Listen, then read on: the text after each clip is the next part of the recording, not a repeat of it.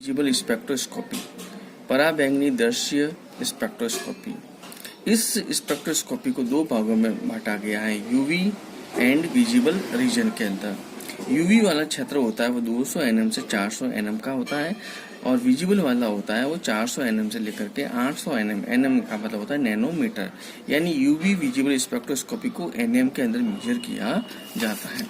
UV visible के अंदर spectroscopy में जनरली ये होता है कि जब किसी सैंपल यानी पदार्थ के अपन ऊपर लाइट डालते हैं तो जो उस कंपाउंड के अंदर ये जो इलेक्ट्रॉन होते हैं वो सीधे लो एनर्जी लेवल से हाई एनर्जी लेवल के अंदर चले जाते हैं, यानी इनके अंदर इलेक्ट्रॉन निम्न ऊर्जा स्तर से उच्च ऊर्जा स्तर में चले जाते हैं। इसी कारण से इसका इस स्पेक्ट्रोस्कोपी को इलेक्ट्रॉनिक स्पेक्ट्रोस्कोपी भी कहा जाता है। द्वारा यूवी लाइट का अवशोषण कितना होगा वह उस यौगिक की सांद्रता पर डिपेंड करता है और साथ ही साथ उसकी संरचना यानी स्ट्रक्चर पर भी डिपेंड करता है। और इस तकनीक की सहायता से हम किसी भी यौगिक के अंदर संयुग्मन को ज्ञात क्या कर सकते हैं, ये मेरा मतलब है कि कॉन्जुगेशन को ज्ञात कर सकते हैं। उसके बाद आता है लैम्बर्ट लॉ। लैम्बर्ट ये कोई एक पात्र है, उसके अंदर मैंने किसी पदार्थ का सैंपल ले लिया है, ठीक है ना, और यहाँ पर मैंने क्या किया है कि लाइट डाली है, इसको कहते हैं आपतित लाइट कहते हैं, जिसकी इंटेंसिटी है मैंने मान ली है यहाँ पर I0। और ये जो प्रकाश होना चाहिए वो एक वर्णी होना चाहिए। एक वर्णी का मतलब उसके अंदर एक प्रकार का ही रंग होना चाहिए, या दूसरी भाषा के अंदर कहें तो उसके अंदर उसकी लैम्बडा एक होनी चाहिए, सिंगल होनी चाहिए। तो इसके अंदर कुछ नहीं होता, जैसे कि जब ये मैंने इसको बोलते हैं अवशोषक माध्यम बोलते हैं, क्योंकि जब अपन यहाँ पर एक वर्णी प्रकाश को इसमें से गुजारते हैं तो ये अवशोषक माध्यम क्या करता है कि इसमें से कुछ पदार्थ को अवशोषित कर लेता है, जिसके कारण जो पारगमित विकिरण की तीव्रता होती है वह कम हो जाती है। या जैसे मैंने 100 किरणें डाली यहाँ पर तो चलो 90 प्राप्त हुई, तो यानी इस प्रकार जितनी डालते हैं उतनी प्राप्त नहीं होती है। यानी एक वर्णी प्रकाश को जब अवशोषक माध्यम के अंदर डाला जाता है तो पारगमित विकिरणों की तीव्रता में कमी हो जाती है। अवशोषक माध्यम की मोटाई पर निर्भर करती है, इसकी मोटाई जितनी ज्यादा होगी ये एक वर्णी प्रकाश इसके द्वारा ज्यादा क्या हो जाएगा, अवशोषित हो जाएगा, और कम क्या होगी, बाहर निकल जाएगी। या I0 आपतित विकिरणों की तीव्रता है और I है वो पारगमित विकिरणों की तीव्रता है। तो मैंने ये लिख दिया है, जब एक वर्णी प्रकाश की किरण को समांगी अवशोषण माध्यम, समांगी का मतलब है तो पूरा इसके वन फेज सिस्टम होना चाहिए, गुजारा जाता है, तो अवशोषण माध्यम की मोटाई के साथ विकिरणों की तीव्रता में कमी हो जाती है, जो आपतित विकिरणों की तीव्रता की क्या होती है, समानुपाती होती है। इसका है रूल्स, या मैंने DI फॉर्मूले का -DI/dx समानुपाती लिखा है I। वापस को समानुपातियों के चिन्हों को हटाया तो बराबर आ गया K और I। K क्या, समानुपाती या अवशोषण नियतांक है। I क्या है, माध्यम की X मोटाई से गुजरने के बाद विकिरणों की तीव्रता, जो मैंने यहाँ पर दिखाई है। और DI क्या है, अनंत सूक्ष्म मोटाई मैंने मान ली DX, बहुत ही कम मानी इसकी मोटाई, या 0 से लेकर X से बहुत ही कम मोटाई मानी DX, अनंत सूक्ष्म मोटाई DX से गुजरने के बाद विकिरणों की तीव्रता में हुई अनंत सूक्ष्म कमी को दिखाया जा रहा है। कुल मिला के यही है कि जब एक वर्णी प्रकाश की किरणों को अवशोषक माध्यम में से गुजारा जाता है तो बाहर निकलने वाले विकिरणों की तीव्रता में कमी हो जाती है, जो किस पर डिपेंड करती है, अवशोषण माध्यम की मोटाई पर डिपेंड करती है। अब मैंने इसका इंटीग्रेशन करते हैं, अपन लिख दिया I0 से I, देखिए कहाँ से कहाँ हो रहा है, ये I0 है और ये I है विकिरणों की तीव्रता I0 से I, और कहाँ से कहाँ हो रहा है, 0 से X। पहले मोटाई थी 0, अब कितनी हो रही है, X, 0 से X, और माइनस चिन्ह ये इसलिए लगाया गया है क्योंकि विकिरणों की तीव्रता में कमी हो रही है, तो माइनस। अब DI/I का इंटीग्रेशन होता है वो ln I होता है, ln I लोअर लिमिट और अपर लिमिट, माइनस के कांस्टेंट हरा गया, dx का होता है x, 0 और x हो गया। अब इसको खोला, अपर लिमिट माइनस लोअर लिमिट, तो ये हो गया, सही ढंग से नहीं लिखा है, ln I minus ln I0 बराबर माइनस k x माइनस 0। तो इसको फिर वापस लिख दिया। लॉग लेते हैं तो ln का क्या हो जाएगा, माइनस होता है उसको लिखते हैं अपॉन में लिखते हैं ln i बाई i0 बराबर माइनस kx रह गया। अब उसके बाद क्या कि इसको सॉल्व किया तो i by i0 is equal to ln को हटा देते इस प्रकार एक्सपोनेंशियल हो जाता है और ये घात में चला जाता है। और फिर इसको रीअरेंज किया मैंने तो i बराबर i0 ई माइनस kx हो गया। अब मैंने i एब्जॉर्बेंस माना, कितना मान सकते हैं यहाँ से हम देख सकते हैं i0 अपन ने तो डाला और i निकला, तो इसमें से इसको अपन क्या कर देंगे, घटा देंगे, तो अपन मालूम चल जाए कितना अवशोषित हुआ है।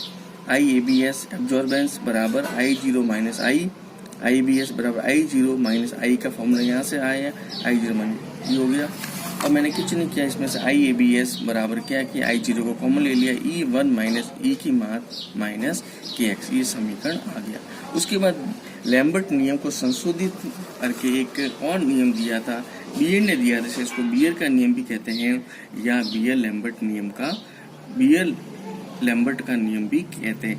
नियम बिल्कुल ये का ही है, केवल इस नियम के अंदर यहाँ पर केवल एक सांद्रता का पद और जोड़ा जाता है।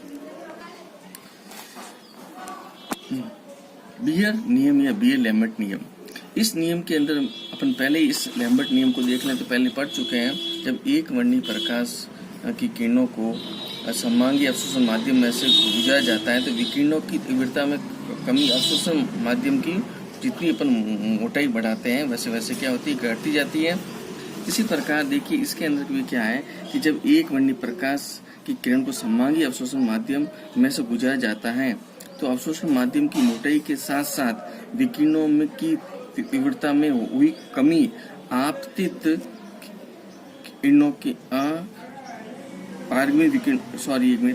अब एक वर्णीय प्रकाश की किरण को सममांगी अवशोषण माध्यम में से गुजरा जाता है तो अवशोषण माध्यम की मोटाई के साथ विकिरणों की तीव्रता में हुई कमी आपतित किरणों की तीव्रता के साथ साथ विलयन की सांद्रता पर भी निर्भर करती है। वो सांद्रता की भी क्या होती है, समानुपाती होती है। तो नियम वो का वही है, minus D by D X कर लेंगे, समानुपाती आई डॉट सी कर लेंगे, minus D I by D X is equal to समानुपाती, तो यहाँ के डैश कर देंगे और सी आई। यहाँ पर के डैश को अपन एक नया नाम देते हैं मोलर अवशोषण गुणांक। मोलर इसलिए शब्द जोड़ा गया है क्योंकि यहाँ पर सांद्रता का टर्म लिया, इसलिए मोलर अवशोषण गुणांक कहा गया। अब वापस को समीकरण को रीअरेंज कर दिया है, डी आई बाई आई को नीचे ले आए और के डॉट सी डॉट एक्स, चलो तो डी आई बाई आई हो गया बराबर माइनस के डॉट सी 0 से एक्स डी एक्स वो का वापस ये ln i हो जाएगा, लोअर लिमिट और अपर लिमिट माइनस के dot C dot D X का एक्स, पूरा जिस प्रकार से उस नियम में सॉल्व किया वैसे वैसे सॉल्व कर देंगे। वापस ln i बाई i0 हो जाएगा बराबर माइनस के डॉट सी एक्स हो जाएगा। और अब मैंने क्या किया, इस टर्म को भी क्या कर दिया, उल्टा कर दिया, तो ln क्या हो गया i0 बाई आई और ये निशान माइनस का हो गया और ये माइनस मैंने एज इट इज रख दिया, तो माइनस से माइनस क्या हो गया, कट हो गया। और ln को मैंने लॉग में चेंज किया तो 2.303 लॉग i0 बाई आई हो गया बराबर के सी और x हो गया। अब मैंने x को बराबर l मान ली, x बराबर l मान ली, यानी x था उसको l के बराबर मानी, ये दूरी है तो x की जगह मैंने l लिख दिया। अब मैंने कुछ नहीं किया, लॉग i0 बाई आई को एज इट इज रख दिया और k dot C dot l की जगह यहाँ से यहाँ ले आया 2.3 और ये भी कांस्टेंट है, 2.303 भी कांस्टेंट है। तो इसको मैंने एक नया नाम यहाँ पर मैं दे देता हूँ, इसको मैंने दे दिया अल्फा, नाम दे दिया अल्फा मोलर विलोपन गुणांक। मैंने कह दिया कि ये अल्फा बराबर हो गया, यहाँ पर ये अल्फा बराबर हो जाएगा k डॉट 2.303 हो जाएगा और ये अवशोषणांक हो गया। आपने i0 डाल ली और कितनी अवशोषित हुई और मुझसे कितनी निकली आई, तो इसको अवशोषणांक नाम ये दे दिया, तो एक नया फॉर्मूला बन गया ए अल्फा सी एल, ये दिया लैम्बर्ट नियम। अब इसकी लिमिटेशन क्या दे रखी है, एक वर्णी होना चाहिए, यानी इसको ना लैम्बडा एक ही होना चाहिए, एक ही रंग का प्रकाश होना चाहिए, विलयन तनु होना चाहिए, यानी ज्यादा वो गाढ़ा नहीं होना चाहिए, नहीं तो सारी की सारी लाइट क्या हो जाएगी, अवशोषित हो जाएगी। और प्रयोग के दौरान हमेशा ताप क्या रहना चाहिए, स्थिर रहना चाहिए और इसमें किसी भी प्रकार की रिएक्शन भी नहीं होनी चाहिए और पदार्थ का विलयन में स्कंदन भी नहीं होना चाहिए। चलो इलेक्ट्रॉनिक संक्रमण कितने प्रकार, 4 प्रकार के होते हैं जिनको एक एक करके पढ़ते हैं। ये सिग्मा इलेक्ट्रॉन, ये पाई इलेक्ट्रॉन, ये नॉन बॉन्डिंग इलेक्ट्रॉन, और ये पाई स्टार वाले, और ये सिग्मा स्टार। ठीक, और ये एनर्जी के सापेक्ष मैंने ये ग्राफ बनाया है, क्योंकि सिग्मा इलेक्ट्रॉन होते हैं वही क्या बॉन्ड बनाने में क्या करते हैं, जनरली भाग लेते हैं सिग्मा बॉन्ड के, नाभिक से ज्यादा पास में खींचे रहते हैं सिग्मा इलेक्ट्रॉन, जैसे सिग्मा इलेक्ट्रॉन, फिर पाई इलेक्ट्रॉन, फिर नॉन बॉन्डिंग, फिर पाई स्टार और सिग्मा स्टार। पाई से related pi star anti bonding, और सिग्मा से related sigma star anti bonding. अब देखिए सर्वप्रथम मैंने किया है संक्रमण, इलेक्ट्रॉन यहाँ पर है सिग्मा से सिग्मा स्टार पहला, फिर मैंने किया है समान से समान में कर रहा हूँ, पाई से पाई स्टार कर रहा हूँ, फिर मैंने किया है एन से पाई स्टार, और फिर मैंने किया एन से सिग्मा स्टार। अब देखिए सबसे ज्यादा एनर्जी किसमें, फर्स्ट में सिग्मा से सिग्मा स्टार में, और फिर दिख रही है एन से सिग्मा स्टार में 2, फिर दिख रही है पाई से पाई स्टार में, और एंड में दिख रही है एन से सिग्मा स्टार में। पहले दोनों सिग्मा वाले आ जाएंगे, फिर दोनों पाई वाले आ जाएंगे। पहले देखो समान समान, फिर नॉन बॉन्डिंग सिग्मा स्टार, फिर समान समान पाई पाई, और उसके बाद एन से पाई स्टार। अब पढ़ते सिग्मा से सिग्मा स्टार। ये उन्हीं यौगिकों के अंदर पाया जाता है जिसमें क्या हो, सिग्मा बॉन्ड हो, यानी सिग्मा इलेक्ट्रॉन हो, उन सिग्मा इलेक्ट्रॉन के बीच एकल उनमें पाया जाता है। ये उन यौगिकों में पाया जाता है जिनमें कार्बन कार्बन के बीच एकल बंध पाया जाता है, यानी सिग्मा बंध पाया जाता है, जैसे एल्केन है। तो ये है, तो मैंने इसको इस वाला बॉन्ड है, 2 इलेक्ट्रॉन मैंने बता दिए हैं। इसको जैसे ही अपन यूवी लाइट डालते हैं तो ये इलेक्ट्रॉन थोड़ा थोड़ा था, 4 इलेक्ट्रॉन है ना, देखो 2 है ना, इसके अंदर 2 इलेक्ट्रॉन है, ये एक बॉन्ड है 2 इलेक्ट्रॉन है, तो ये थोड़ा कहाँ चला जाता है, हाई एनर्जी लेवल पे चला, ये नहीं है यहाँ पर, ये हाई एनर्जी। तो यहाँ पर क्या हुआ, चूंकि सिग्मा इलेक्ट्रॉन होते हैं वो क्या नाभिक के ज्यादा पास में होते हैं, और एनर्जी भी क्या चाहिए इसके अंदर सबसे ज्यादा चाहिए। जब एनर्जी ज्यादा होगी तो लैम्बडा का मान क्या हो जाएगा, घट जाएगा। इस प्रकार के संक्रमण के लिए उच्च ऊर्जा की आवश्यकता होती है तो लैम्बडा मैक्स का मान घटता है, और इस प्रकार की यौगिक जिसमें सिग्मा बॉन्ड होते हैं जनरली 200 nm के आसपास अपना अवशोषण बैंड या पिक देते हैं। इस प्रकार का संक्रमण यौगिक के बारे में ज्यादा जानकारी नहीं देता। उसके बाद आता है एन से सिग्मा स्टार। अब क्लियर दिख रहा है, एन का मतलब नॉन बॉन्डिंग, सिग्मा का मतलब सिग्मा इलेक्ट्रॉन वाले। ये उन यौगिकों में पाया जाता है जिनमें किसी परमाणु के पास इलेक्ट्रॉन युग्म उपस्थित हो, यानी लॉन पेयर ऑफ इलेक्ट्रॉन उपस्थित हो। इस प्रकार के संकरण में सिग्मा डैश सिग्मा की तुलना में कम ऊर्जा की आवश्यकता होती है। जब एनर्जी कम होगी, ये देखिए जब एनर्जी कम होगी तो लैम्बडा का मान बढ़ जाएगा। ये लिया था एन से सिग्मा स्टार है, ये वाला देखिए एन से सिग्मा, ज्यादा एनर्जी क्या, इसकी तुलना में कम एनर्जी। इस प्रकार के संकरण में सिग्मा सिग्मा स्टार की तुलना में कम ऊर्जा की आवश्यकता होती है, और इस प्रकार की यौगिक 200 से 250 nm पर अवशोषण बैंड देते हैं। ये देखिए हेलो एल्केन वाला लिया है मैंने उदाहरण, और इसके अंदर ये लॉन पेयर है, हेलोजन है, साथ 1 इलेक्ट्रॉन यहाँ खर्च हो गया बॉन्ड बनाने में, और यहाँ पर 6 इलेक्ट्रॉन है, एनर्जी दिया था 1 इलेक्ट्रॉन ऊपर मैंने बता दिया गया, संक्रमण हो गया। तो बस ये एन से सिग्मा स्टार में क्या चाहिए, सिग्मा बॉन्ड देख लो और लॉन पेयर ऑफ इलेक्ट्रॉन देख लो। इसी प्रकार देखो ऑक्सीजन के पास भी है, सल्फर के पास में भी है, हेलोजन वापस आ गया, ऑक्सीजन ईथर वाला आ गया, और एमीन वाला आ गया।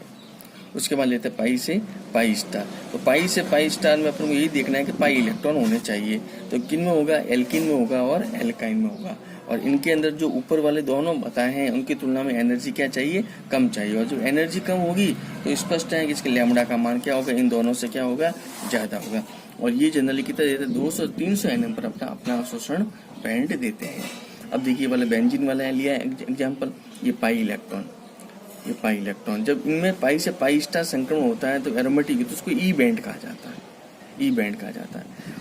और जब एल्किन और एल्काइन के अंदर क्या कॉन्जुगेशन हो तो उस समय उसको के बैंड कहा जाता है, पाई से पाई स्टार वाले को।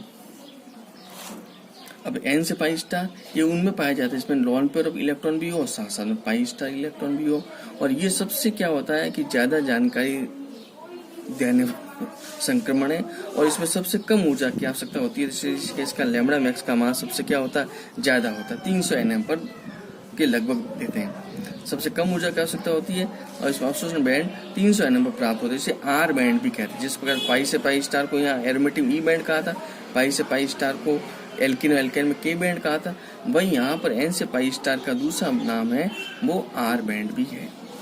अब देखिए कार्बोनिल है, कार्बोनिल के अंदर लोन पेयर ऑफ इलेक्ट्रॉन भी है, शासन पाई भी है, तो इसके अंदर क्या होंगे, ये एन से पाई स्टार होगा। हालांकि कार्बोनिल के अंदर तीनों प्रकार के होंगे, सिग्मा से सिग्मा भी होगा, पाई से पाई भी होगा, और एन से पाई स्टार भी इसके अंदर होगा। ये कार्बोनिल वाला ये मैंने आपको बता दिया कि इसका पाई से पाई स्टार होता है वो 180 पे देता है, और एन से पाई स्टार होता है वो 200 nm पर अपना अवशोषण बैंड देता है। ये 4 प्रकार से होते हैं, सिग्मा से सिग्मा, एन से सिग्मा स्टार वाला, फिर पाई से पाई स्टार वाला, और उसके बाद एन से पाई स्टार वाला। चारों का चारों सबसे इंपॉर्टेंट होता है एन से पाई स्टार, इसका आर बैंड भी कहा जाता है।